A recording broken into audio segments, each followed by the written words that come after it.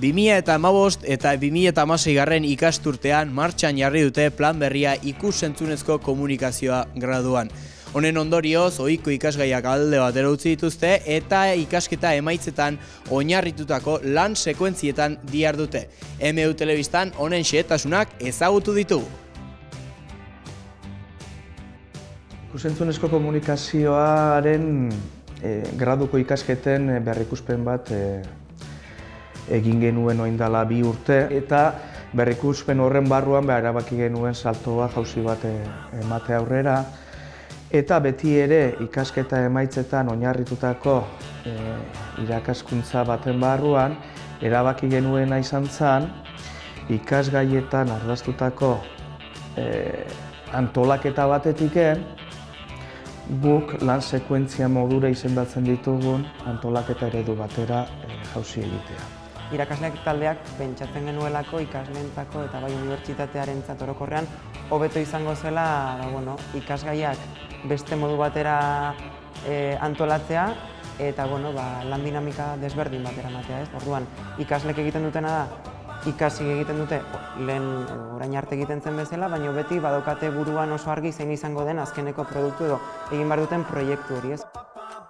Lan sekuentziak modu jarraituan hasi eta bukatzen dira. Lan sekuentziak irauten duten bitartean ikasleek aurre egin behar diote proiektu edo arazo zehatz bati.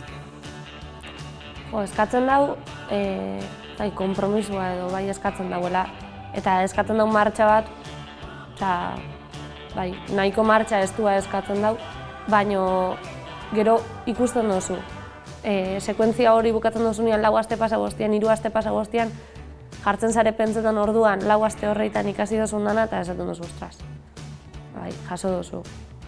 Eta egunerokotasunen etortzekea, lan sekuentziak esplikatzen dizkigue, hasieran aurkezpen txiki bat iteigue materia hau itzana, eta gero astez-astekoa eta egunerokoa, ez.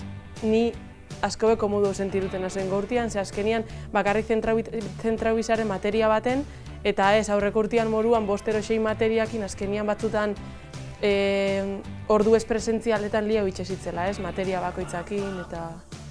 Gertatzen dena da, lehenko urtean adibidez, materia bat baino gehiago zen ezkala hasten zehar eta orduan burua pixkat estresanteagoa da, metodologia bat.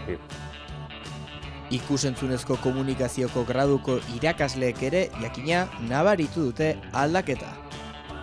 Guretzako ekarri duna da koordinazio lan estuagoa, aberastasuna beste irakasle batzuekin lan egitea aberasgarria dalako, hartara guk ere ikasi egiten dugulako elkarren gandiken, eta gero bestetik beste intensidadea. Ni ere ikasle izan naiz fakultate honetan, eta nik zintzoki esaten dut. Gaur egun karrera berriro ikasiko nuke plan berri honetan. Iruditzen zait sekulako suertea daukatela plan berri honetan dauden ikasle.